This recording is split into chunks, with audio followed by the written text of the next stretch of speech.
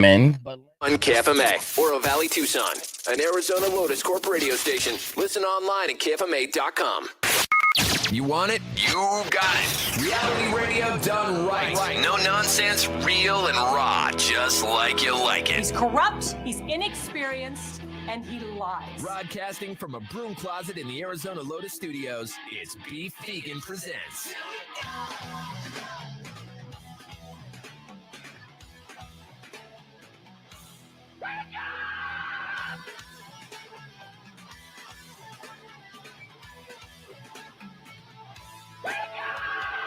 Yo, welcome back to the show. It's Beef Vegan Presents live on Rock 102.1 KFMA, streaming worldwide at KFMA.com on this beautiful Thursday, July 25th. Good morning, Rico. Good morning. Good morning, Tucson. We're going to have a jam-packed show for you today, giving away tickets for Gray Days. That's happening this Saturday. Mari is going to be joining us a little bit later. Film critic Herb Stratford is going to be in on the podcast broadcast. Speaking of the podcast broadcast, yesterday I had the Razor, our afternoon DJ, in as my co-host. Got to catch up with the Razor. It was good. We talked music. We played some buzzworthy clips of bands to be excited about, some new music from Kitty, and got to know the dude because the guy's been a radio lifer for quite some time. So how did he come up with the name the Razor and everything else? So if you're curious, you want to get to know Razor more, you can check out the podcast broadcast from yesterday, youtube.com/beefvegan. Yesterday, also, speaking of which, was National Tequila Day, which is why I reek of margaritas here, Rico. You smell like mezcal. Doesn't count. No. You know, honestly, and my buddy Carlos, he is Captain Mezcal, right? He'll preach to me to the end of the day how mezcal is better. I'm a tequila person myself, and also I was under the impression, and I know that like mezcal hipsters will have my head for this statement. Yeah. But I was under the impression that it's two in the same. It just, just like champagne and sparkling wine, it just depends on the region that the agave is grown in. I can't say that to Carlos, man. I mean, honestly. You learned that from the horse's mouth. That's like the little tequila thing we had at the casino that one time. No, I mean. I thought the guy told it. We're like, oh, interesting. I've learned that years ago. Yeah. With Alex Raimundo, actually. I think it was Alex Raimundo. But no, I mean, as far as, the state of tequila or whatever, where the agave is grown, but agave can be grown here because we're in the Sonoran Desert. And if you can brew your own tequila, it's not tequila. It'll be mezcal. And that's the rules. Them's the rules. Apparently, but I am wrong and don't come at me. So, but yesterday was National Tequila Day, and there was a travesty or tragedy of sorts at a tequila plant, a Cuervo plant. I know. I read it was very sad, actually. It says explosion and fire at Jose Cuervo Tequila Factory killed 6. Killed 6? Killed 6 people. I didn't know people died in this. That's not the feel-good story I was looking to open up the show with. I thought I literally said sorry. Maybe we can pretend like that didn't happen. It was just they got soaked in tequila and they took the day off. Let's just go with that angle. Okay, that feels better. 6 of them retired early. Yeah. So that's good. They're just on a beach somewhere in Mexico. That's crazy, dude. So an explosion on National Tequila Day at the Cuervo Company. Yeah. Out of all days. Yeah. I mean, it's tragic enough, but to happen on Tequila Day. I know. The nerve. Maybe they were celebrating. Maybe they weren't. Actually, again, I didn't know that 6 people passed away. So let's rush over that a little bit. And R.I.P. All due respect. Yeah. But we have to observe the fact it was Tequila Day, and it's the irony. Worse. The irony. I know. So I'm gonna mio. This weekend. I'll make sure to tip out a little mezcal. Absolutely. For that. But Jose. All right. You know what an ADU is? ADU? I know IDU. IOU. Okay, there's I don't need you to like run down all the letters that you know, but no, ADU is something that is something not necessarily exclusive to Tucson, but they're very prevalent in Tucson. In fact, actually, when I moved down there, I didn't realize there are so many homes with basically casitas on the property. And I don't know if you've been in searching for different places to live before, like online, you'll notice all these little guest house, basically complexes. Now, Tucson is, a town that's rich in history, that's been around for a while. A lot of homes that are in the Midtown area, especially, have been homes that have been around for over 50, 60 years. Those homes started on big lots. That was one of the luxuries of living in a barren landscape, is that, you get your land and you have, a large plot of land that you could park your home on. With that, though, you're seeing basically homeowners take advantage of that and to build like little family casitas, little guest houses, if you will. But now that's becoming big business because our rent prices are so high for the initial house that the college students and other people are really looking for these kind of like complexes that are on properties, these ADUs or these little casitas that they can rent out by themselves. And apparently there's a whole bunch of different rules that vary from town to town, like Tucson to Oro Valley. Like here's an example.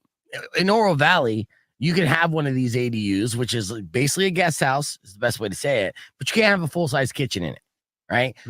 In Tucson proper, you could do whatever, right? You could have a full-blown, 1-bedroom, 2-bedroom apartment, a casita in your backyard. Some of these houses are turning into like straight-up complexes. I've literally, for sure. when I was looking to move and trying to find places, I would find properties that would have 2 to 3 casitas on the property. So there'd be a main house. Wow. Yeah. They're disconnected for the record, right? They're like disconnected. They're standalones. Right. They're little standalone little houses in the backyard of a bigger house. It's a bunch of baby houses. And I've never seen in Arizona anyways, so many options of this, and it's a growing business. And they're called accessory dwelling units or casitas.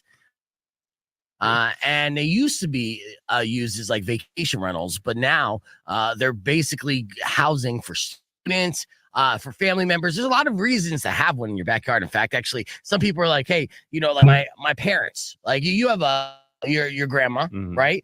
You don't want to send her to a like assisted living facility because she's still got a bunch of energy in her, but it's super expensive. You want to keep your family close to you, but not too close where it's impeding on your privacy. Then ADU time, right? So you got your grandma just in the backyard in her own little shack. She calls it a shed. You're like, no, Nana, it's a casita. Yeah, not a shed. Come on. Yeah, see, there's a bathroom here. Yeah, it's a Home Depot bucket, but look at the luxury. Look at it. We got art from Goodwill. Enjoy.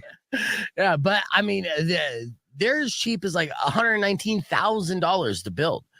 So there are companies here in town that are starting to be super busy, and it's an uprise in just the industry of building these casitas in the backyard. So don't be surprised, especially if you live in an older area, Midtown, where these are half-acre lots or acre lots, that your neighbors start building a house or two in the back, because then they Airbnb it. Right. Then they rent it out. They subsidize their income. And honestly, for a lot of these homeowners, you could charge, say, for like a 900 square foot casita in the background. Right. You could charge the market rate for that is like $1,200 a month. And if you own your house, your mortgage is probably less than that. Right. If you've owned your house for a long time. So those casitas can literally subsidize your entire mortgage. Real. Yeah. It's funny you mentioned that. My aunt, I think kind of close to Mari's neighborhood area. I'm like, I interrupt this show open, which was a fascinating hilarious conversation about the casitas in Tucson, in the old Pueblo, just to welcome you back live to the podcast broadcast. Now with mood lighting. Yeah, adjust your lighting, Rico. You look like a tomato. Why you look so weird, Rico? Vote for me. Justin Spears is hanging out with us for the first part of the podcast broadcast. Coming up, there's a warning going out to all DoorDash drivers. So if you got a side hustle or you're door dashing, you're going to want to hear this. We're going to share that with you after the music from Pearl Jam. But the conversation continues live on the podcast broadcast, youtube.com/beefvegan. Oh yeah, here's the new music from Pearl Jam. All right, yeah, good DJ, good DJ. Good morning, Spears. Buenos dias. Yes. Good morning. Chris watching us on Twitch. So, we barely get anyone checking out our Twitch, but I'm terrible at Twitch. All right, real quick though. I got about 3 minutes before we get on the air, and I got you in here because I want to play a game. Okay. Oh. Yes. So Rock 102.1 KFMA. Got an all-star panel on this morning. Justin Spears from ESPN Radio, the beautiful and talented Mari, and the equally beautiful, less talented Rico. Oh, shucks. Yeah. All right. I want You to play. didn't say anything about me. Yeah. I mean, I said your name. Oh, thank you. All right, so I want to play this game. We're going to play it throughout the morning here. Survey says, and there's an update version of this, okay? So I went through recent pop culture surveys, right? And got 6 answers on the board. The way this game works is I'm going to do a category and we're going to start off with somebody and they're going to give an answer. If that answer's on the board, then they continue to answer until they get one wrong. As soon as they get one wrong, goes to the next person, and they get one wrong, goes to the next person. Whoever's the person that could get the last of all 6 answers will win the round, okay? And if we don't have a winner of that round, whoever started the round will win the round, okay? So in this game, we'll start off with Rico, okay? According to this survey, who is the favorite music artist of 2024? Think pop, Rico. We're starting off here. So survey says, according to the survey, 6 answers on the board. Who is the most favorite music artist of 2024? Dua Lipa. Oh, Dua Lipa is not on the list here. Yes, dude. Weird. All right, Mari. Taylor Swift. Taylor Swift, number 1 answer on the board. Yeah. All right. I'll continue to answer here. Okay. So what's another answer? Oh, Sabrina Carpenter. Sabrina Carpenter is not on the board. All right, so this is a tall order for you to win this round, Justin Spears. You have to give me the 5 correct answers that are left. Taylor Swift was the number 1 answer, okay? And with that, then if you can't answer all of them, Mari will win the round because she was the only person to get one right so far. So with that said, give me a favorite music artist of 2024. Billie Eilish. Billie Eilish, number 4 on the board. Really? Yeah. Wow. All right. Favorite music artist of 2024. Again, you got to think pop. So give me another answer here. Pop? Yeah. Not hip hop? Well, maybe hip Hip-hop hop too. anonymous? How about Drake? Drake is on the board. There you Yes, go. number 5. Look at the Okay. shirt. The shirt. Yeah. All right. All right. Papi. So 3 down, 3 to go. Give me another answer here. Let's go with U2. I don't know. You too. Okay, boomer. I said 2024, not 1984.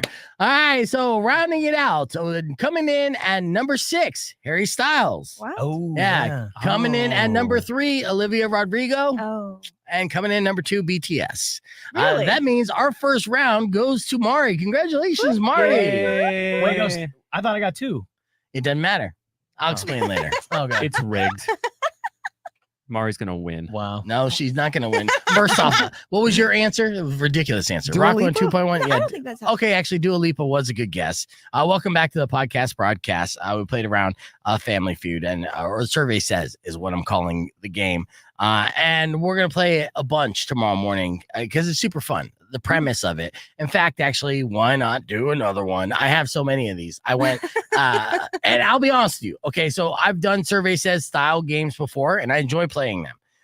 But I got this idea from a clip from the challenge. As the challenge is about to do their 40th anniversary or their 40th season, it's a big deal. And with that, they got a bunch of little promo clips. And Johnny Bananas hosted this where they asked challenge fans a question. And in the top 6 answers, we had 3 contestants try to answer it. So the way that this breaks down, just as a reminder for those of you guys on the stream and, of course, listen to us first time, I have a survey question. This is a recent survey. It's 6 answers on the board. We'll start off with 1 contestant. If they can answer any one of the 6 answers, then they control the board and they get to continue to make guesses until they get something wrong. If they get an answer wrong, then it goes to the next person. They get to guess until they get something wrong, and so on and so forth. Whoever starts it off, if we go through all 3 contestants and don't get all 6 answers on the board, then what that means is whoever started off wins the round, wins the game. A little convoluted, a little complicated, but I feel like you guys got the You're grasp. the ringleader. You got this. Yeah. I like it. Okay. So let's do this. This will be super simple, and we'll start off with Justin Spears on this one. According to this recent survey, what is the most popular social media platform in 2024? It's got to be Facebook, no? Facebook is on the board. Coming in at number 4. Okay. All right. So the number 4 answer on the board is Facebook. All right. Give me another answer. Justin Spears. TikTok. TikTok is another good answer. That's number 2 on the board. Let's do Instagram. Instagram is the number 1 answer on the board. All right. So you got 3 down, 3 more to go. X/Twitter. Twitter coming in number 5. Excellent job. Yes. 2 more to go. Let's do Snapchat coming in number 6. This guy. All right, there's one more answer here on the board. Top 6 answers, most popular social media platforms, 2024. LinkedIn. Really? LinkedIn is not on the board, nerd. Yeah. All right, Rico, for the steal. Am I that old? I can't think of one. Well, MySpace. This one is a little confusing too because they consider this a social media platform. Maybe- It's a media Maybe platform. Threads? YouTube. You said Threads is incorrect. Oh. Mari, back to you. YouTube. YouTube is There we go. the number 3 answer on the board and stealing around again. Mari killing it. She got man. fed the answers, didn't she? She didn't get fed the I have the answer. inside scoop. Not everything's a conspiracy.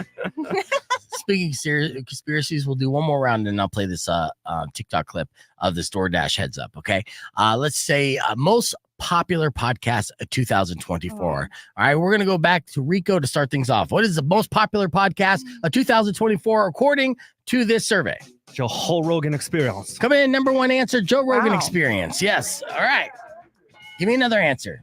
Hmm. You're like, I only watch Joe Rogan Experience. No, I would listen to some obscure podcasts. I don't know what's popular. All right.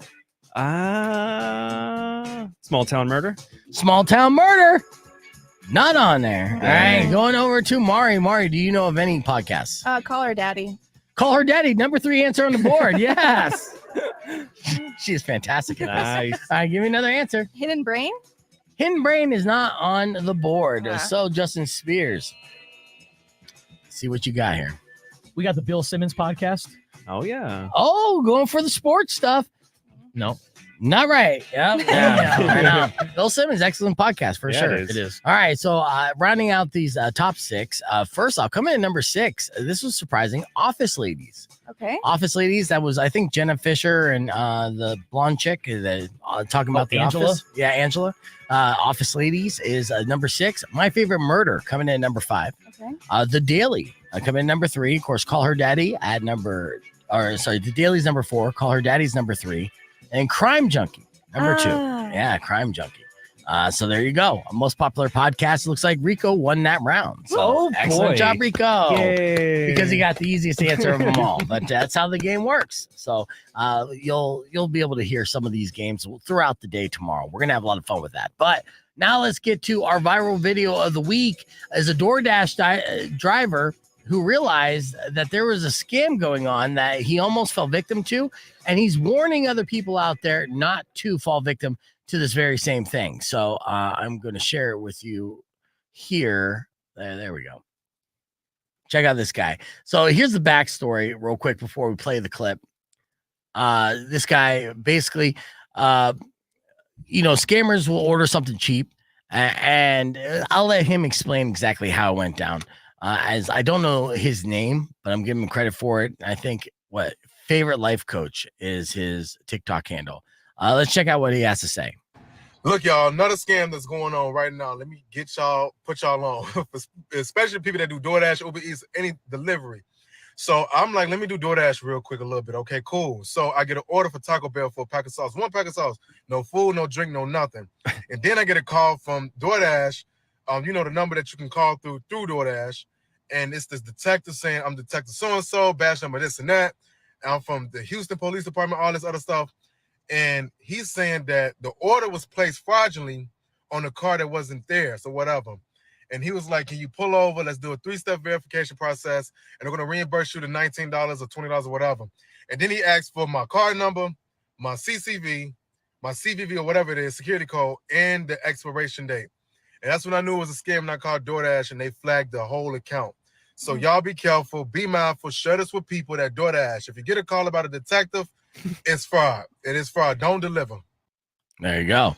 So that apparently this is something that's been happening. But of course, someone's going to ask for your credit card information, your CVC number, and all that. That's a red flag. A for detective. sure. Like, I'm doing this because I'm nice. Yeah. My job, I'm on the beat, but trying to help you out. Yeah. And you're seeing this stuff where the DoorDash, and I know this is viral before, where somebody orders, say, like a burger, and with no bun, no meat, no cheese, no lettuce, tomato. So it's basically just a wrapper and then pays like $20 for it. They'll do that. And there are places that will deliver that. There are people that will cancel the order and just say, go screw. I know you're trying to be TikTok famous. So, I mean, I guess if you're going to be a DoorDash driver, there's a lot of things you have to be weary of as it's still kind of a new technology that we're all kind of utilizing. And there's scammers out there everywhere. So, little PSA of the day, your viral video as well. Let's keep the conversation moving on the podcast broadcast.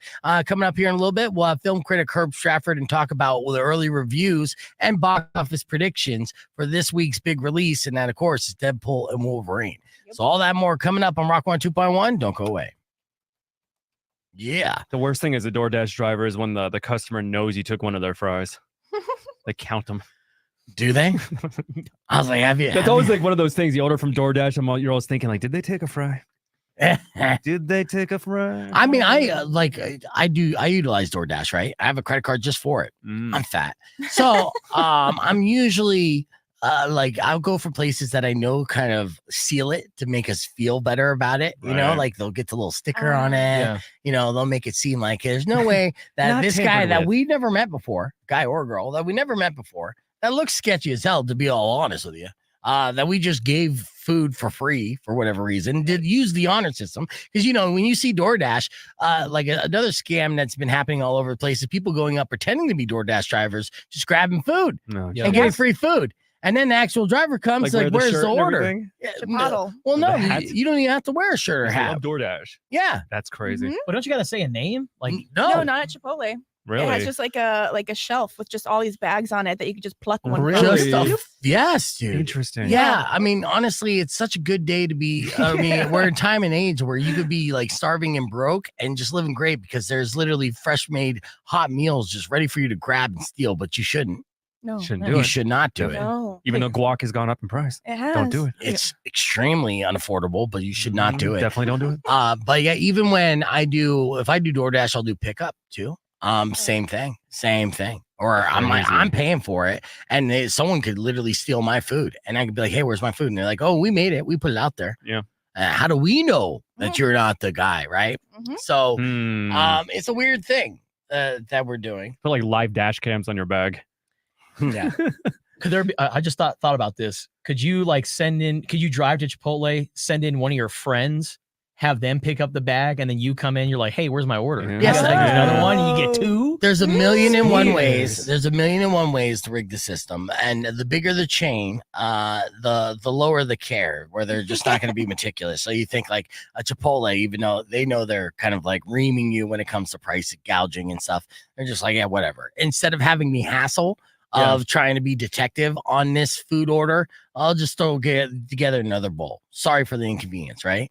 And what are you doing for lunch, by the way? I'm going to Chipotle. Okay. Just wondering. I would stop saying Chipotle. I would stop dead naming the actual brand for potential advertising purposes and stuff. They're like, I got a corporate rep call me up like, I was thinking about advertising on your station, but just heard your bonehead morning crew talk about all the ways they could rob us. Life hacks.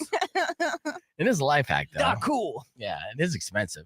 But it's been around forever, just like in the McDonald's hack of going through a drive-through and claiming that they got the order wrong from like yesterday.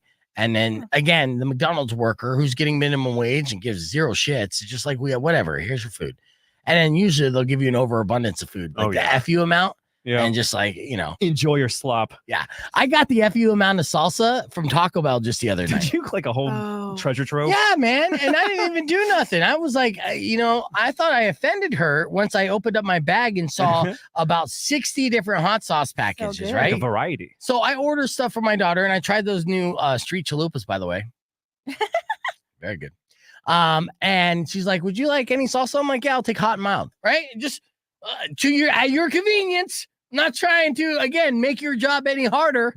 And so then I get the bag and it's like 60 pounds. And so I go home and I have to like dig through all these hot sauce packets to find the food that's underneath there. It's the fuck you amount is what they'll do. I don't think so. I think they're just really generous because I've had the same thing with mild. Either they're hitting on you or they want you to die. No. That's what it's. Those two options both. usually. And I've worked fast food, so I know the instinct of saying, okay, this person's annoying as hell, and they're being like, they're like a Karen. They want all these extras. So okay, you want that? Sure, here. It's not coming out of my pocket. Go fuck yourself. Yeah. So here's 500 ketchup packets. Oh, they're just Just nice. that. No, that's not a nice move. That's a passive aggressive fu. Well, what about McDonald's giving me like 2 packets of ketchup then? Then they're being like, Yeah, then really that's kinda someone stingy. who's taking their job too seriously, Oh. and that's a different kind of fu. if they look you in the eyes like our manager beats us if we give away too much. Yeah, Please just take 2. they are strict. Some places are strict on that. Tomcat, sure. by the way, who's the dude in the back? This is an Oh. intern we hire every week. Oh, So we have a hello. budget now to make us look like we have a guy in the background doing hard work. Actually, there's no dude back there. This is a ghost. Research. It's a ghost. Does What look guy? like a ghost, yeah. That's our film critic Herb Stratford that we're going to be talking about Deadpool versus Wolverine, plus a bunch of other stuff. So before we get into that, you want to do one more quick survey says? Sure. 3 of us here. Want to hear about Twisters? Yes. You want to hear about Twisters? I enjoyed it. You saw it? Hell yeah, I did. You know, Yeehaw. yeah, there's been a lot of people doing that. So, okay. Rock 102.1 KFMA and Speedfigure presents Justin Spears, Mari, and Rico hanging out with us, popping in to do another round of Survey Says. Because Spears, being a sports guy, doesn't like losing. And so he's going to come back again and again until he, you know what? I wasn't recording any of that. So let's see. Or was I? The Michael Jordan of Tucson. Hold on. Let me do this. Rock 102.1 KFMA. Welcome back to B-Figure Presents. God, it's like a glitch in the Matrix. Like, didn't I just hear this? Yeah, I got Justin Spears in studio with Mari and Rico, and Spears will be popping in with us throughout the morning because he wants to win at this Survey Says game. Yep. Yeah, he's very competitive guys, these sports guys. So I'm going to let you start off this, and I actually got a sports-related survey. Oh. So as this works, I got 6 answers on the board. I'll let you start it off. If you get one of the answers right, you keep answering until you get it wrong. If you get it wrong, I'll pass it to the next person, which will be Rico. If he gets one wrong, I'll pass it to Mari. If she gets it wrong, then then Spears, you'll win the round. But if she gets the last 6th and final answer, then she'll win the round. Cool. Or Rico. So right. let's get right into it. Here it is. What is, according to the survey, the most watched sports events of 2023? Not this year, but last year. Oh. It's not the Super Bowl. Super Bowl, survey says number 1 answer on the board. Oh, Okay, so lucky you got dog. this. Now keep going. So most watched sports events 2023, according to this. World Series. World Series, not on the board. What? Oh, yes, come on, you're a sports guy. You know America doesn't care about baseball anymore. It's pastime. Aw. Let's be America's real. pastime. Yeah. All right, Rico, you get to take over here. So most watched sports events The 2023. NBA Finals. NBA Finals, Game 7. Actually, number 5 answer on the board. Sorry, I didn't mean to buzz Hey, you. I got a buzz. You're right. That's a good answer. All right, keep going. Super Bowl basketball. He's thinking out loud, ladies and gentlemen, as we could hear. Somebody said FIFA. No. Are you going to say FIFA? No. You know what? Screw it. FIFA. FIFA World Cup Final. Number 2 answer on the board. That's Thank right. you, Jeff. Yeah. Most watched sports events of 2023. Of Continue course. here, Oh, he's in Rico. the YouTube comments. This ain't fair. Oh. He's looking right in front of the screen. Cheater. What? Thank you. He said thank you, Jeff. Come He'll on. still get one wrong. All Call a right. friend. Dang it. WNBA. No. All right, that's your answer, and that's a big 0 there. All right, and that was the pre-Caitlin Clark, Angel Reese era, True. 2023. Yep. Their NBA, the WNBA All-Star Game actually broke a ratings record for the WNBA. It was the most watched WNBA All-Star Game of all time, the least watched NBA game of all time at the same time. It's so weird. All right, Mari, for the steal, Stanley Cup. you say what? Stanley Cup? Stanley Cup. The Stanley Cup. Okay, yeah, the little NHL Stanley Cup action. Unfortunately, not on the Oh. board. Wow. Oh, so that means Damn, I should have said the CFP. no, it doesn't matter. You won the round just with your one simple answer of the Super Bowl there, Yeah. Spears. Yeah. Here's how it worked out. Coming in number 6, the Wimbledon men's final. Oh, yes. Yeah, number 5 was the NBA Finals Game 7. Number 3 was the UEFA Champions League final. What is that? What's that? Isn't that soccer? Yeah, Probably, yeah. It's English Premier League, I think. There you go. So this is a global study, apparently. Olympic Games opening ceremony, number 3. Number 2, FIFA World Cup final. Okay. And number 1, Super Bowl LVII. Mm-hmm. Yeah. So there you go. America. Spears. Now, even though you chalked up a dub, that shouldn't mean that you just leave us for good.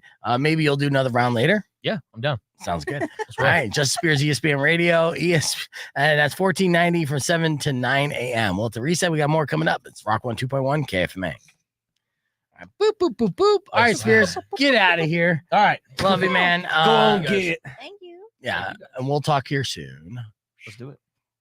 We will be here. Talk about Twisters. Talk about Yes. Twisters. Glenn Howe, so All right. hot. Glenn Powell's Glenn the man. Howe, Glenn Howe played at U of A. Did Yeah. What? Yeah, Glenn Howe was the tight end of the U of A. Oh, not Powell. Powell. Glenn Powell is a sexy actor. Oh. He does not chase tornadoes. He is super sexy for sure. We know that for a fact. Okay, real quick. We did a morning moron earlier, and then we're gonna have Herb Stratford coming back right after. In time for your morning moron. Let's do this. I feel like we're gonna have a couple stories throughout today and tomorrow of just people being hangry and not handling it responsibly. You know, I mean, everyone gets a little irritable when they're starving, they're just hungry, and say something bad happens where it takes away from your soon-to-be pleasure of stuffing your face. Like, I'll give you an example.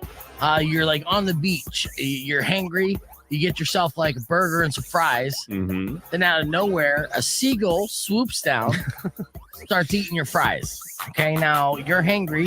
What do you normally do in this situation, Rico? Normally, yes. I would probably just get mad. There you go. Right. I feel like that's a normal reaction that most of us would have. I'll give you an abnormal reaction. Please. Okay, grabbing said seagull and ripping its head off. Oh my God. Yes, Literally ripping its head off? Literally ripping its Oh head my off. That's God. exactly what happened in Cape May. A New Jersey man is facing charges after being accused of decapitating a seagull. Happened on July 6th. He was a 29-year-old dude named Franklin. Whoa. Yeah, and he's accused of animal cruelty at Maury's Piers. Now, according to the documents, he admitted to killing the seagull after it attempted to steal French fries from his daughter. Now, okay, I get being protective of your daughter. Yeah. I'm a father of a daughter, and I wouldn't want anything to hurt my daughter. But at the same time, if I see a seagull steal my daughter's fries, I'm laughing about it and then buying her some more fries. Yeah, you're going to get the camera out, hope it goes viral type of thing. Yeah, dude. Look at that. Yeah, and then I teach my daughter a valuable lesson about life and the circle of and all that good stuff. These seagulls need to eat too, man. Yeah. But yeah, so he became irate and then, of course, grabbed the seagull, ripped its head off, and then became uncooperative with officers on the scene of an unrelated investigation, which led to charges of disorderly conduct and resisting arrest. Just another day on the Jersey Shore. That's pretty much what it was. And I mean, I understand you want to whack somebody who steals from you. That's a very New Jersey mafia thing to do. But to rip off a seagull's head, man, too far. Yeah, was he holding it while he's talking to the cops too?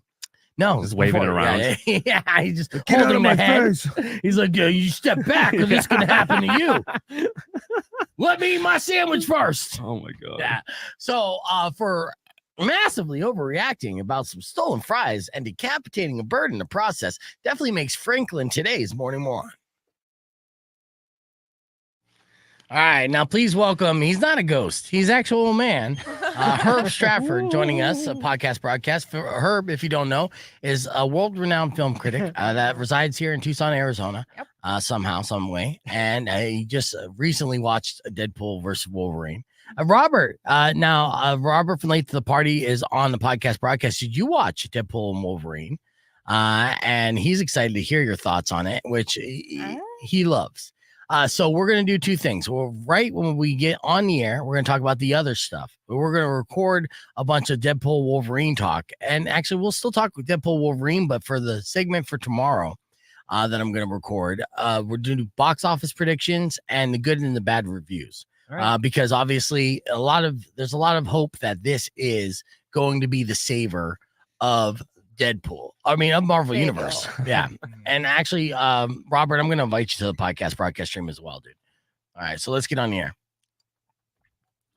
Rock 102.1 KFMA. Welcome back to Beef Vegan Presents. We're live on a podcast broadcast with Herb Stratford, film critic, joining us here.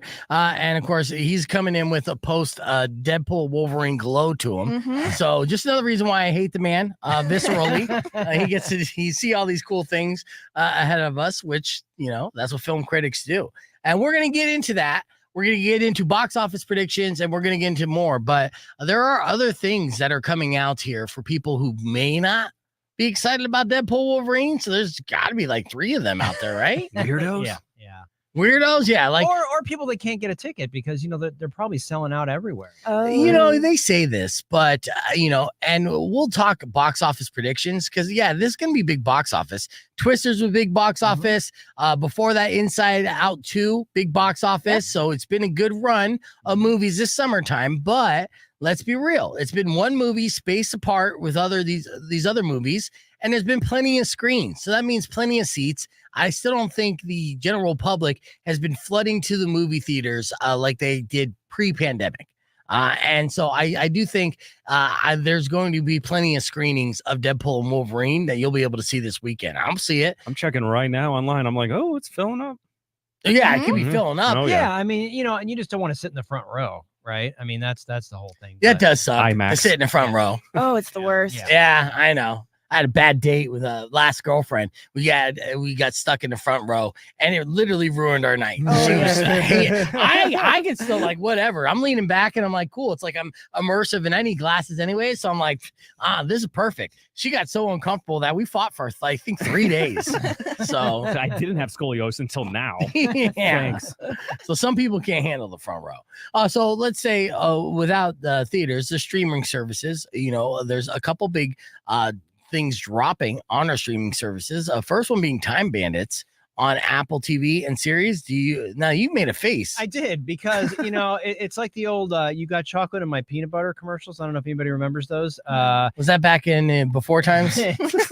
It's like you got your chocolate in my peanut butter. It sounds dirty now, but Yeah. you know, the thing is, I don't want friends in my Time Bandits. Okay, you know, the thing about Time Bandits that made it so brilliant was it was this subversive Terry Gilliam. Remember, Terry Gilliam was part of Monty Python.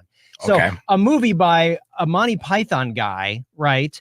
And then you stick Phoebe from Friends. Oh, yeah. So that's what what I it mean. is. It's just like, eh. So you're anti Lisa Kudrow getting any work? No, I'm okay with her getting work. Just don't mess with a beloved film. No, I get it. Sacred. You know, IP, man. you're much like a Hollywood executive. Once a woman's over the age of 40, she's just dead to us. I get it. Wow. That's what it is. You don't want to see somebody that's He's like, age appropriate kinda. in this new No. project. No, she's just so Phoebe. Yeah, I haven't Put a Rachel seen her in there do at least. anything not Phoebe. Yeah, and that's the thing. I feel like Joey's the same way. Joey, I feel like is always Joey, right? Yeah, Matt LeBlanc. I feel like you know, I feel like maybe Matthew Perry got a little bit outside of that, but not very well. But I think Jennifer Aniston has done a good job of showing, specifically through, and I know you're a hater, Beef. Yeah. But some of her independent films, like The Good Girl, and she Mhm. did really, really good work. And you know, so I just think that Phoebe, I don't know, just a weird casting decision. It's just weird. It just sort of ruins it for me. Okay, but you were a fan of Matthew Perry. So are you suggesting that Lisa Kudrow do some more ketamine to make her a better actress? No. That is not the headline of the podcast. Okay. False. Still suggesting that she looks too old for Time Bandits. No, that is not it at all. Too old to wear a headband. No. She is wearing a headband in No, this. no, I just don't want my friends in my Time Bandits. Okay. That's it. She's not And there so for you. are you admitting that she's so old that she could literally be your friend? No. Okay. She's younger than me, I think. Oh, nice. Okay. All right. So now that we answered those hard-hitting questions, let's move on to something that you might be excited about. Let's see. What about the Decameron? The Decameron. Oh, the Decameron. Yeah. Yes, I can read. So this is I should do it phonetically for you. So this is set in 1348. Basically, you know, we've all had our fill of COVID sort of stories about people isolating during COVID, right? Yes, Everybody's done with that. So what's great about this is people isolating during the Black Plague. Oh. So there's a different plague, right? Right. It's set, you know, outside of everybody's basically fled Florence, Italy, and they're on this countryside estate, and it's a bunch of weird characters.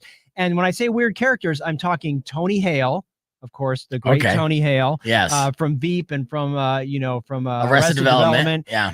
And Zosha Meme, who is from Girls. And David Meme's daughter. I never thought this before, but Tony Hale and the woman that you just named, her name again, they look related. They look like the same person, like the female version of. So there's Tony's eyes, and then you'll see the girl's eyes. It's possible. I hope they don't make out in this. Look at that. Does she not look like a female Tony Hale? Look at that. No, that's not her. Not Zosha. Well, whatever. No, that's a different girl. That chick looks like a female Tony Hale. I hope they don't make out in this, but that would make it pretty accurate. This was like Middle Ages. Yeah, the Middle Ages. A lot of inbreeding. Yeah. So anyway, if you're a fan of, sort of, this is not Monty Python level lunacy, but it's fun. It's like medieval fun, right? A little medieval comedy. We don't have a lot. And also, there's not any dragons. Okay. No. And there's no killing of babies. And there's no friends in this one. No friends. No Courtney Cox in here ruining it. No. Okay, good. So yeah, if you're interested in medieval stuff and a little bit of light comedy, this is of course on Netflix. Looks like a lot of hooking up, so it is Netflix. Yeah. Netflix is trying to be the new HBO in a way that they're just like, hey, we're uncensored. You want to see nipple? You'll see nipple. You want to hear the F word? We got lots of that. Netflix. That's true. Yeah. That's their tagline. Yeah, pretty much. Nipple, we got it. And you're going to see an extreme example of that when the WWE moves to Netflix. I mean, they're already like industry insiders are like, it's about to get crazy. Yeah. So yeah, like Attitude Era 2.0. Attitude Era on steroids, if you will, which is difficult to say when it comes to professional wrestling or illegal. But yeah, just completely uncensored, F words, violence, blood, all that stuff. I know. So that might even turn you on to be a wrestling fan, huh? Or get into wrestling. Yeah, exactly. It's very Deadpool and Wolverine like. Oh, segue, because coming up on the podcast broadcast, we're going to be talking Deadpool and Wolverine. And I got my good buddy Robert from Late to the Party actually going to be joining us on the podcast broadcast as well. Both Herb and Robert seen Deadpool and Wolverine before all you guys because they're better than you. We're going to hate on them and hear spoilers. How good this movie is. You can join us youtube.com/beefvegan. Stick around. Should we leave the room? Let them talk. Did you see that one part? All I want to know is if they had the word chimichanga in there. Okay, well, nope. All right, hold on a second. Rock 102.1 KFMA, it's Beef Vegan Presents. Joining us, very special panel for Deadpool and Wolverine Day. Of course, the release Thursday night, a big deal, but it's this weekend. This weekend is dominated by the third installment of Deadpool. This is a crossover of sorts, and a lot of people are saying a reboot of the Marvel franchise. Joining me, I got film critic Herb Stratford. Good morning, Herb. Good morning. And also via satellite, we got Robert from Late to the Party, which is a fantastic YouTube reaction channel, massive on YouTube. So check them out. Late to the Party, broadcasting from Tucson, Arizona. So local favorites. We got Robert. Good morning, Robert. Good morning. Hello there. Happy to be good. There. Now, okay, so this is what we all want to know. Now, I have a couple things. I have good reviews. I have bad reviews for Deadpool and Wolverine. I'll share with you both. I got box office predictions as well. Before we get into all of that, first I'll start with you, Herb. What is your review and your interpretation of what you thought of Deadpool and Wolverine? I thought it was delightful. That seems like a funny word to use for Deadpool, but yeah, I had a grin on my face the whole time. I think it's rare that you get something that has so much hype and so much, just buzz about something that you don't walk out of it going, yeah, that was that. Yeah, okay. This was just like, yep, delivered, fired on all cylinders, funny, incredibly gory. Love the cameos, love the casting, love the surprises. I just had a great time. It was a great time at the movie. Okay, so you're saying this is the expectations, the bar is set high. Are you saying it met the expectations or exceeded them? I think, you know what I'm going to say? I'm going to say it exceeded my expectations because of the cameos and the things I didn't, because I didn't know what to expect. And I mean, not that I'm avoiding everything, but it's like, you heard that he presented that Ryan sent like 9 drafts to Kevin Feige and he finally got one that he agreed to. And so, but I haven't really been watching too much of this person's, this has been leaked. This is coming. I don't want to know. So I went in. So every time somebody popped up on screen, I'm like a little kid. I'm like, oh my God, there's, and I was in a room with one other guy and he was just looking at me like, what? Yeah. Okay. It's laugh out loud funny though. All right, that's excellent. I feel like this is our version of Siskel and Ebert because we got Robert who does reactions and reviews himself, and he and Vanessa got to go see a Deadpool and Wolverine as well. All right, so what is your takeaway from Deadpool and Wolverine? So it definitely met our expectations. We ended up, as we covered the trailers on the channel, we only covered the teaser and then the official trailer. Disney themselves were spoiling some of the surprises and the spots, and as well as like their final trailer, they ended up doing that. So if you were able to kind of dodge that, I think that you're going to have an amazing time. Now, the crazy thing about this movie, as amazing as it does kind of have a shelf life. So if you find out a lot of the information, it's going to suck the wind out of the sails, I feel. Oh, so no. avoiding the spoilers, avoiding, any of the surprises is imperative. So watching it as quick as you can, that's why I think they're going to kill it right out of the gate, because so many people want to know before it gets spoiled. Yeah. But I do feel like once you do find out and everybody starts having the conversations about what is in this movie, it will start diminishing in terms of certain people going to the theater because, well, it's already been spoiled for me and I don't want to see it then, or I'll wait for it because I already know what's going to happen. But it's incredible. So going out as quick as you can to check it out, and just the friendship between Hugh Jackman, Ryan Reynolds, Wolverine, Deadpool, like that itself is what kind of makes it. I think it will stand the test of time just as repeat viewings go, because of that buddy friendship of films of the past. And it's a love letter and a farewell to all Marvel films of the past that aren't in the MCU Disney. See, that's what I heard too, is somewhat of a reset, a reboot of sorts to help move the Marvel franchise forward. Did you feel like it was a fresh start by the end of this, or was that a spoiler? Honestly, it feels like its own contained episode. So if people are going in there thinking it's going to be Avengers Endgame, Avengers Infinity War with this massive, huge movie, it really isn't. You have to remember, this was filming during the strike. So they ended up having to condense it a little bit into a smaller scale. And I think it works. It works as like a buddy road trip movie. I know that's one of the things that they pitched, was having like a buddy road trip movie with Wolverine and Deadpool. And they kind of figured out a way to do it in this movie. It's there at its core, but it's a smaller movie than what I feel like people are making it out to be with expectations wise. Me and Vanessa never did that. So I feel like it really met what our expectations were going in. And I think the other thing about it too is it's like such a fine line to walk, because you're bringing Deadpool into the Marvel universe and you're having to deal with all the other stuff, you know what I mean, without saying too much. And so it's like it's really a tightrope, and I feel like they delivered that. Writing just delivered it, like you just said. It made it an intimate story, yet it had these sort of grand things going on, and you're just like, and also I feel like it's a fitting send off to Wolverine, to get him to come back. You know what I mean? Hugh Jackman was like, nope, I'm done. And Logan was such a perfect way to end his story. Yes, so to be able to do this and to do it well and to stick the landing, that's not easy. So yeah, all right. That's some early reviews from our in-house reviewers, Robert from Late to the Party and Herb Stratford. Coming up next, what is the box office prediction? And we guess over-unders, and the good and the bad reviews from critics around the country. We'll weigh those in as well. So it's Rock 102.1 KFMA. All right, so let's see. I'm going to go right into that, by the way. What you mentioned about the spoiler avoidance too, it's a shame, because like even before the release, how many spoilers were out there on social media with certain image grabs of production. I'm like, really? Like, I get the numbers are trying to get the attention going, but I'm like, that just takes all the wind out of the sails. Yeah, hold on. Let's go right back into it. Rock 102.1 KFMA. So the takeaway was from Roberts is that you want to see, from Robert from Late to the Party, you want to see Deadpool and Wolverine before it gets spoiled for you. Right, for the internet. It didn't get spoiled for her because he gets most of his news through Telegram, which is nice. Smoke signals. Get it right. Yeah. All right, but they're not the only reviewers who've been seeing the film. I mean, right now, I think, what's the Rotten Tomatoes rating on Deadpool and Wolverine thus far? 81%. So that's certified fresh. Yeah. All right. But there are good and bad reviews. So you got to take this with a grain of salt. So I'll do one good, one bad. And we'll go back and forth. Okay. So here's a good one from San Jose Mercury News. They say that Deadpool and Wolverine is one of the best and most satisfying and certainly adult roller coaster rides of this summer.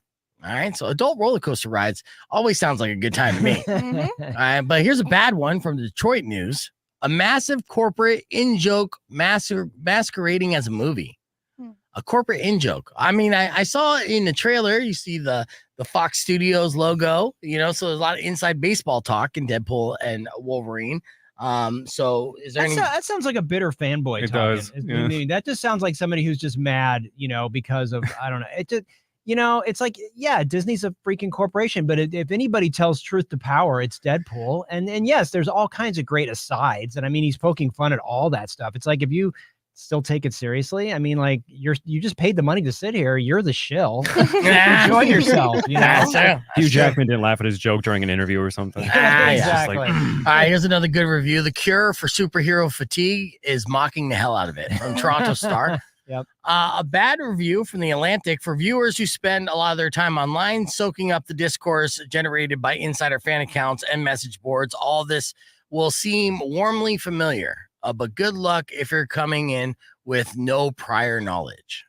Okay, so let me address that. So I will agree that the deeper, because I mentioned this a minute ago, the deeper your knowledge goes, maybe a little more fun you have. Yes. Because when somebody pops up on screen, you're like, oh my God. Yeah. But at the same time, it's not like you're sitting there going, oh, I don't understand. You know what I mean? You're not like, you don't feel dumb. It's still a fun movie. You just don't know the backstory of that character that just popped up.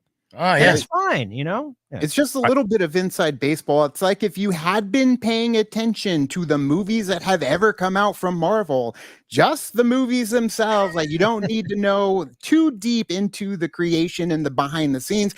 Maybe a smidge, just some of like the headlines that may have come out over the years, then you're caught up. That's it. But there's also deep cut stuff to other things that I didn't know about that have to do with actors in the movie. So shows that maybe I've never seen, that they bring up a reference that anybody who watched those shows would know. So there's a little bit of something for everybody. And then they just drag Disney and Marvel through it when it comes to just ripping on them. And I think that's what makes a lot of people angry, is that when Disney gets in on the joke, it's like hard to make fun of them because they're laughing at themselves now and they want to be laughing at Disney. But Disney's really laughing at themselves with this one.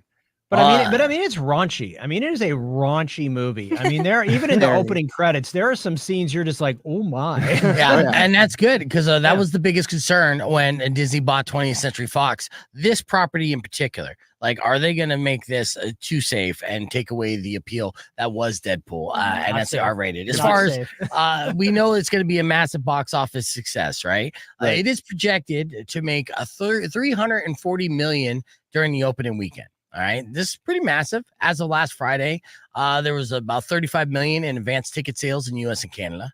And this is the first R-rated Marvel film in the brand's history under Disney, right? So with that said, over or under $340 million? I'll start off with Herb. I'm going to go over, because I think the buzz, even though you've given us some bad reviews, I just think the buzz is deafening. Comic-Con starts this weekend. I just think it's timed perfectly. I think it's going to go higher. All right, Robert. The marketing has been insane. The Hot Ones episode just dropped today. I already watched it. It's incredible with Hugh Jackman and Ryan Reynolds. I'm looking forward to Heretic with Hugh Grant. But yeah, I think it's going to be over, because they always track those things lower so they can say, oh, look, it overshot our expectations. So I do feel like it definitely will be more. All right. Well, this is where I'm going to counter and actually disagree with both of you. I do just feel like it's not Deadpool's fault. It's not the studio's fault. I think it's at a point where the audience is still not coming out in that full force to give us that Star Wars level of excitement and box office boom, even though this is the blockbuster that we've been waiting for all summer long. So I do think it will underperform, but still be a massive success. So mark my words, Herb, and we'll double check on this next week. 340 is the magic number. It will just fall short of that. So that's my thoughts. But either way, 81% fresh on Rotten Tomatoes. A lot of people seem to be enjoying it. Deadpool and Wolverine theaters everywhere. We're going to hit the reset. Be back with more right after this. Rock 102.1 KFMA. Yeah, look at us. That's pretty good media there. Corporate talk. Does it out-raunch The Boys? No. There's way more. Yeah, there's way more male genitalia throughout The Boys that Disney would definitely never touch. Okay. Yeah. Just curious. It's like, this penis looks like Mickey Mouse. It talks like Mickey. But I mean, it is definitely. I mean, there is. there's a lot. I mean, it's very irreverent. It's very R. It just is, Yeah. you know. I mean, it just like Is it a hard R? Hard R. Did you say that too? You said that? Yeah, it's a hard R. Oh. Especially just for the vulgarity and the violence. Like the violence is God. definitely it's an ample. It's the orgy of most. violence. Yeah, I It mean is. the opening sequence. It's just like it's Zack Snyder 300 level like blood splashes. I mean, it's crazy. Ooh. Yeah. Disney with the hard R, just like Walt would like. It's an interesting point you bring up with Disney kind of poking fun at itself, though, because I think We're ever getting on since- the air real quick. Okay, well, I'll wait. Yeah. Rock 102.1 KFMA. As we're talking about Deadpool and Wolverine, go ahead, Rico. I was just kind of curious because you mentioned earlier about Disney being able to make fun of itself. You said they kind of took it over the top a bit, which kind of is not expected, I suppose.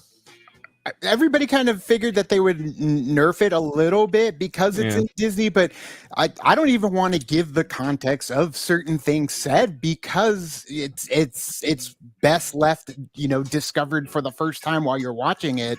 So yeah, we can't even, mention what kind of jokes, but yeah, there are some overtly sexual jokes. There's some very vulgar and grotesque brutality when it comes to the violence.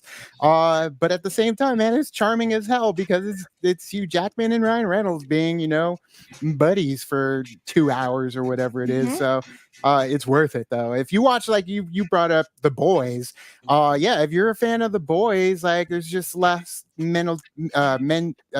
less male genitalia. Tongue twister. Was it hard to get male genitalia out of your mouth? I couldn't get it in my mouth. Yeah.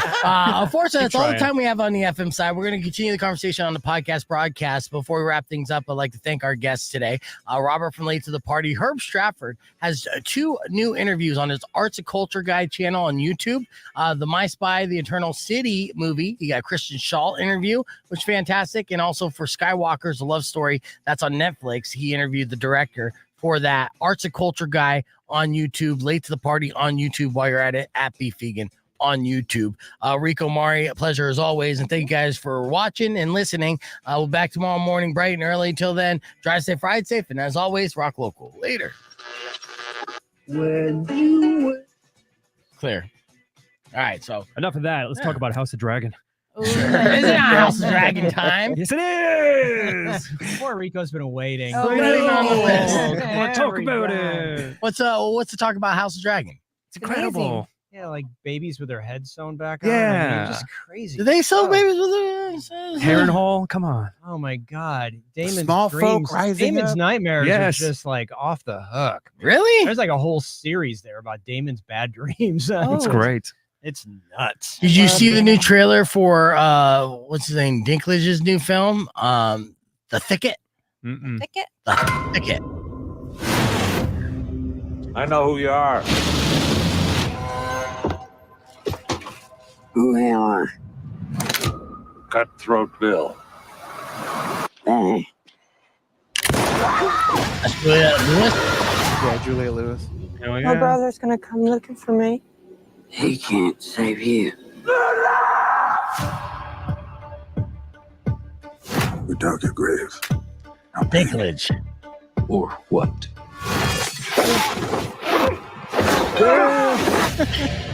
I'll bring it down to my size. Bill stole my sister. That fella told me he'd help. There's a bounty on her. $10,000. You work for me 3 ways on the bounty. I say what, I say when. You ever shoot a man? No, I'm a Christian. God knows how many this cutthroat has. 3 against now. 2 against. You're a Christian. Oh, Where's she taking me? wait a second. But there's a reason why I'm playing this too for the KFMA audience. There's one very famous rock star who's in this movie. GK? The Thicket. Are you gonna kill me when we get there? You're lucky I saved you.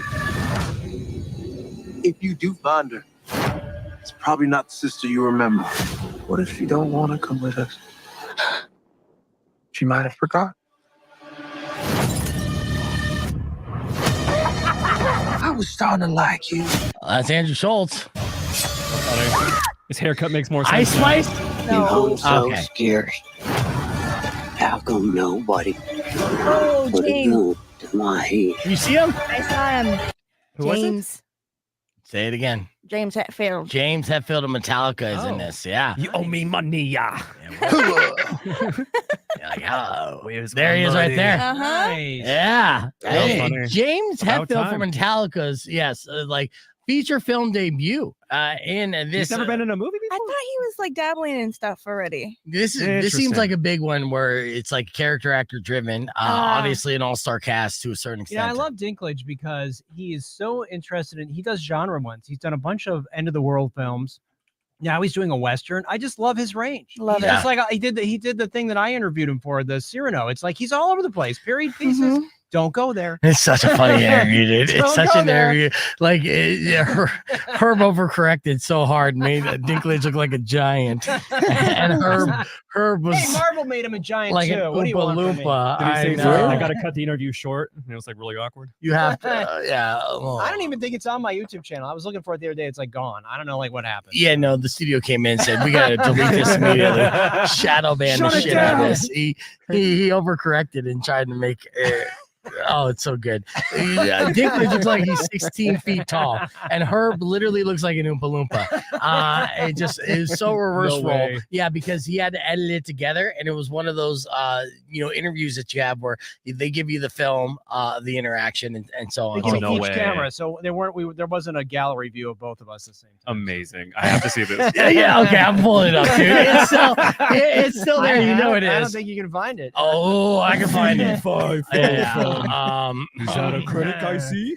And scene. No, don't you leave it, Herb. Watch the This is culture going guy. viral. Yeah. And Peter Dinklage. Just watching that scene, though, it's like when you have a scene of him scurrying around, taking grown men down. Like, sorry, not full grown, but like fully regular sized men. It's just like, I got to see the full action scene, how they do it. I just want to see the Climbing up on Toxic Avenger with Yes. Peter Dinklage, but Oh, Is that yeah. pushed back Coming or something? they said that it's just unreleasable. They said Oh. unreleasable. That's what they said, really? Yes, they said it's unreleasable, and when it's Troma Films and Lloyd Kaufman, and it's unreleasable, like that's a perfect Troma film. So I don't Yeah. understand why they're Aw, hesitant to even ever release it. So that's Weird. sad. I was looking forward to that. yeah, so Yeah, currently they're saying it's unreleasable. That could change, of course. Watch Unless Jeff they take the Bezos swing tax in. right off. Yeah. That still blows my mind with the Batgirl thing. Sure, And yeah. then Those how guys the just boys. those guys just did the new Bad Boys movie too, and it's like, you know, Huh. they've got some style to them, but I get it. Warner Brothers are not making the best decisions right now. No, they're not. Cyrano. And yeah, did they? See, I don't understand because it was all there. I had Haley Bennett and I had the guys from the whatchamajig, the Dresners, and I don't know where Dinklage went. I'm gonna have to re-upload it, but then it's gonna be out of order and everything else. Yeah, it was for Cyrano too, which was hilarious. But yeah, they might have they might have been. But I don't know how they would do that. How would they get into my channel and take it Dinklage down? has power, ways. dude. He's got Yeah, Dinklage power. you don't own YouTube, so You don't cross the dink. you don't. Yeah, Yeah. That sounds like a shirt. yeah. You don't over shrink the dink and Yeah. reverse shrink the dink. And that's what he did. He reverse shrink the dink and it made it massive. And now it's hitting on the channel. I'm looking at all your videos. Golden And finds. I came across the Cyrano and I got Russell Crowe from Unhinged. Goes right into the directors of other work on Cyrano, and then Haley Bennett from Cyrano, but not the star The star. of Cyrano, which had that video. So it should be right smack dab in the middle of that, or right before that. And yeah, the studio came in and said, Nope. "Fuck you, Herb Stratford." Oh no, you didn't. Amazing. I love it. And he was big in the Avengers. Yeah. All right. So one other thing I got to mention though, that there's an Indian action movie that people should look for on streaming. It's called Kill. Okay. And it is nuts. It's like John Wick on a train. Okay. But so it's like the most, it starts out, it's sort of like, oh, this sweet love story between this Indian girl who's being forced to marry somebody because her father arranged her marriage, and her boyfriend that she loves, who's like an Indian special service guy. and these robbers come on the train, and oh my god, the body count by the end of this movie is insane. More or less than John Wick? It's on par with John Wick. Comparable. Honestly, yeah. I mean, and it's 90% on Rotten Tomatoes. It's very good. It's India very good doesn't film. mess Check around. it out. Yeah. Okay, so what's the name of that again? Kill. Okay, Yeah. so for those of you that are fans of watching people die on film, John Wick style, Yeah. then Kill is for you, and it's available where? It's streaming, so it's on Apple iTunes, and I think it's probably on Prime and all that stuff. Excellent. Thank you, Herb Stratford. All right. Thank you. Let's do a quick would you rather. It's only 10:03. You got 1 minute? Yeah. Okay, good. All right. So 7:26, and then Robert, you can jump on this, and I'll let you go too and do all that stuff. Thank you for hopping on with us again, Robert. It's good catching up with you, dude. No problem. I mean, the shows have finally ended that we were covering, so I've been editing like crazy throughout the morning for like The Boys and Acolyte and all that. So it's finally winding down before it picks back up again in September, whatever. Oh, you got one of those YouTube plaques in the back too. Look at you. Yeah, Is that recent dish? Is that No, it's when we hit 100K. So it was, I think it was like a year ago, 2 years ago. It's been here the whole time. 100K subscribers or views? 100,000 subscribers. So we're going to hit 150,000 probably within the next month. So Nice. pretty awesome. Yeah, dude. Good work. We're almost there too. Thank you. Only 98,000 away. Hey, so are we. We were that far too. We got the one made of wood or the plastic one. Yeah. Just like, yeah, good luck. Let's do this. Rock 102.1 KFMA. We'll wrap up the week with a lot of fun here. We got Mari in studio, and we always like to make Herb Stratford squirm when he's with us. So it's time for another edition of Would You Rathers. So these are hypotheticals. We got Robert from Late to the Party joining us as well. So you got to answer one or the other and why. There's no way around it. And these are, made up from Mari's actually surprisingly beautiful and sick and twisted mind. So let's get right into it, Mari. What's your first would you rather? All right. Would you rather find a nose ring in your Taco Bell chalupa or a Band-Aid under the cheese of your Pizza Hut pizza? Both really happened. Both really happened to Yes. No. you? Okay. Say the first one again. A nose ring in your Taco Bell chalupa. Okay. Or a Band-Aid in a pizza. And we should probably not mention the brands as much, you know what I mean? Happened, though. Those are places that actually happen. I understand that, sponsorship but money. Commercial radio. Sorry. You're getting me fired here, Mark. Yeah. We already made Chipotle that. Yeah. All right. Herb, which one? Nose ring in the chalupa or the Band-Aid under the cheese and pizza? I'm gonna go with the nose ring just because there's something about Band-Aids that just like I don't know. Yeah. It's super gross. Yeah. It's absolutely super gross. I remember one of my earliest working memories. I was working at a fast food restaurant, which won't be named. That's how it works. And the girl I was working with was like, "Where's my Band-Aid? I can't find my Band-Aid anywhere." And she's just like, I can't find it. It's weird. And then like less than 5 minutes later, an angry guy runs up to the counter and he's like, I want to talk to a manager immediately. And we're like, what's the matter? He's like, somebody thought there was a boo-boo on my Whopper. A boo-boo.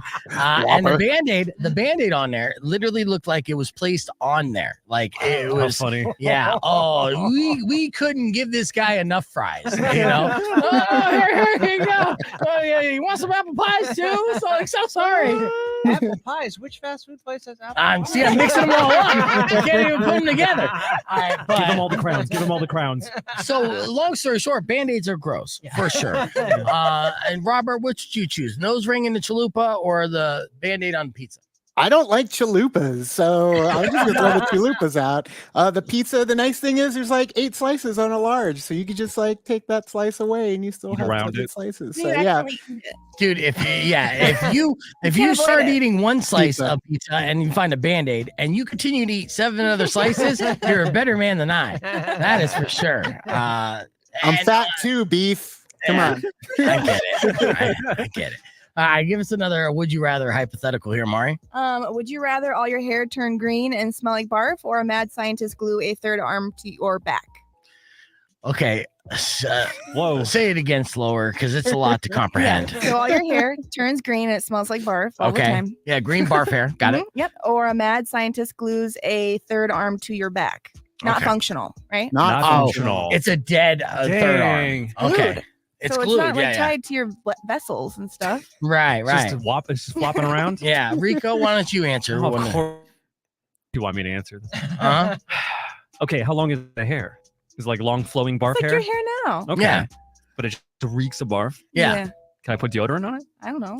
It's still going to smell like barf Yeah, with mixed in guess. with Old Spice. I mean, it's, Fabulosa, just I'll do the 3-arm. and why? Because you can put your car keys on there, make it like a prop. At least have fun with it. You would every single day. You would be. I know this would happen to you. You would I'd be live like with it. you would be late for work because you'd be looking for your car keys and you're like, oh, it's on my dead man. arm. It's Totally like forgot. a barf hair though. Yeah, Ooh. yeah. Herb. I'm gonna go with the arm because like there's something about that barf smell. If you could Mhm. smell it and it was your hair, you'd smell it all day long and you'd want to barf. Yeah. You know, so I'm with the arm, and you could hide the arm too, put it under a coat or something. Right. Just flings out when you take a shirt off. Robert, same question. Triple coat, just drape the arm maybe over your shoulder so it looks like you always got a buddy going on. So yeah, I can't do the barf Photos? smell. Yeah. And that's the right answer. The third arm is the way to go. The correct answer, the only way to go. And I would do third arm, but I would have fun with it. I would cut out a hole so that the third arm would be like hanging, and then I'd like swing around and like slap people with it, and it would have been hilarious. In fact, actually, I would just try to pick fights, and then one of my moves in the fight would be the tornado, right? So you wouldn't even know which arm is coming at you. You join the UFC. You're like, damn, this guy's good. Yeah, and then you try to get you an arm bar, and you're like, tricked you, bitch, that's a dead arm. You can't even feel that. So there you go. That's the right answer on your would you rather. Yeah, nice try, Mari. Dead arm out of nowhere. Did you get your tickets to Raw? Tickets to Raw went on sale for Phoenix today. I know. Nah, I'm probably not going to go to Ooh. Phoenix, but Ooh. yeah, that's all we're going to do here. Let me just end Did this. those sell out stream. pretty quick? Thank you guys for watching the old stream. Babuski. We got a little